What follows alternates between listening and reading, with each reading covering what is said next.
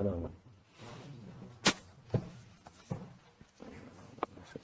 بسم الله الرحمن الرحيم. والصلاة والسلام على رسول محمد صلى الله عليه وسلم. مدد يا رسول الله، مدد يا سادات أصحاب رسول الله وشرف الأسر. ولا شاء الله فأعز حسن شاء محمد طريقتنا الصحبة والخير في الجمعية. بسم اللہ الرحمن الرحیم. فإن مع العسر یسرا ان مع العسر یسرا. صدق اللہ العظیم. ہر مشکل کے بعد آسانی ہے. اللہ عز و جل مومنین سے کہتا ہے یہ مومنین کے لیے ایک امتحان ہے. یہ امتحان پورا ہو جائے گا اور لوگوں کے لیے آسانی ہوگی. غیر مومن کے لیے بالکل بھی آسانی نہیں ہے.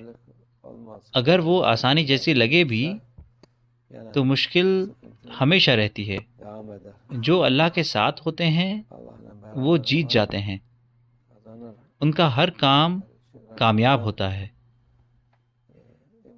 اور ان کے امتحان ہوتے ہیں جس سے کہ ان کا مقام بڑھے اور ان کے فائدے کے لیے.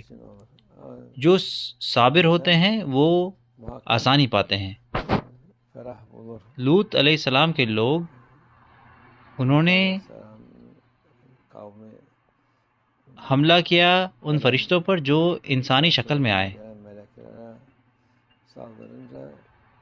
جب وہ گھر آئے تو فرشتے انسانی شکل میں تھے تو ان کے لوگ ان کے پاس آئے اور کہا کہ یہ ہمیں دے دو.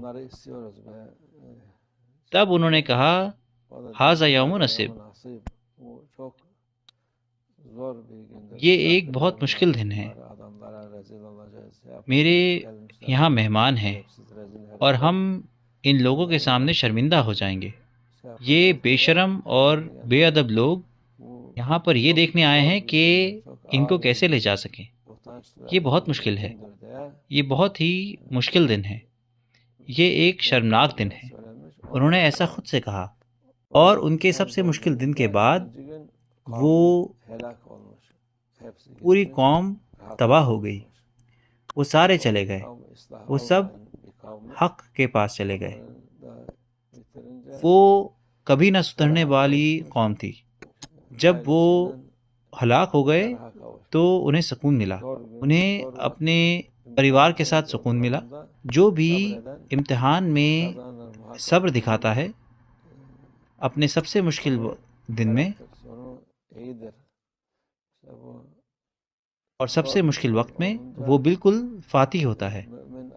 اس کا آخر آسان ہوتا ہے. اس کا آخر اچھا ہوتا ہے. مومنین کو اللہ میں امید نہیں چھوڑنی چاہیے جب کچھ مشکل ہو، کیونکہ اللہ کی مدد آئے گی. یہ امت تک بالکل پہنچے گی انشاءاللہ. ابھی انسانیت اور امت سب سے مشکل وقت سے گزر رہی ہے. انشاءاللہ آسانی آئے گی خوشخبری کی طرح اللہ عز و جل کی طرف سے ان کے پاس. یہ آئے گی مہدی علیہ السلام کے ساتھ انشاءاللہ. ابھی ہم برے وقت میں جی رہے ہیں لیکن اللہ کی اجازت سے مومنین کو امید نہیں چھوڑنی چاہیے. اس کا آخر سلامتی ہے انشاءاللہ. الفاتحة.